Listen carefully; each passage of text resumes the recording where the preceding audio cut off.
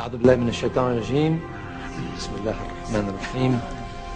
In the name of God, the merciful, the compassionate, brothers, sisters, what is the greatest threat facing Islam today? American aggression in the Middle East. The Zionist occupation of Palestine.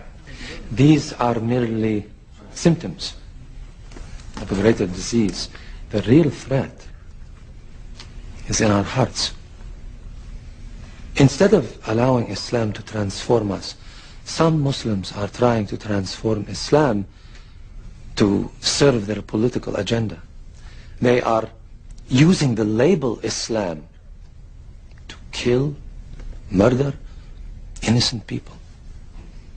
Something that the Prophet would never have condoned, sallallahu alayhi wasallam. Remember Surah 13, verse 11. Allahu la yughayru ma bi qawmin hatta yughayru ma bi anfusihim. God does not change the condition of a people until they change what is in themselves. How can we end the oppression of the Muslims by resorting to even worse behavior? If our spiritual and our moral condition worsens, how can we expect God to improve our economic and our political conditions?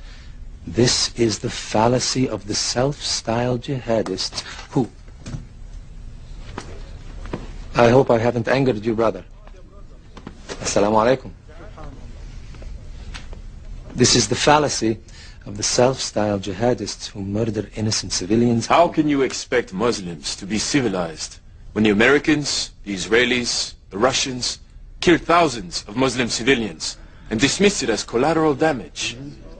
The Holy Quran permits an eye for an eye. If the unbelievers kill our civilians, we have the right to do the same. Allah permits retaliation only against the guilty party, not against innocents. Surah 53, verse 38 says, no soul shall bear the burden of another. The Holy Quran also says, and kill them wherever you find them, and drive them out of the places where they drove you out. For persecution is worse than killing. You forgot the first part of that verse, brother. Fight in God's cause against those who fight you.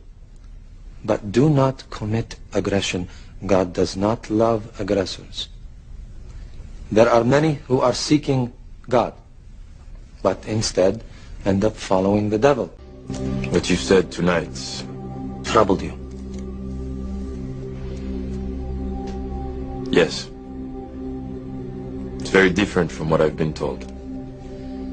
There are many false teachers taking verses from the glorious Quran out of context, corrupting the teachings of the Holy Prophet Sallallahu alayhi wasallam. Sallallahu alayhi wasallam. Tell me, brother, what is the greatest jihad? To fight the unbelievers in battle. No. No? The Holy Prophet Sallallahu alayhi wasallam said that war against the unbelievers is the lesser jihad. The greatest jihad is to battle your own soul, to fight the evil within yourself. So, who is a true holy warrior then? The Prophet's cousin Ali was fighting an unbeliever in battle, and he gained the upper hand. Just as he was about to strike the death blow, the unbeliever spat at him. Ali threw down his sword, refused to kill him. Why? Ali said that when the man spat at him, he himself became angry, and he was no longer fighting for Allah, but to avenge his own pride.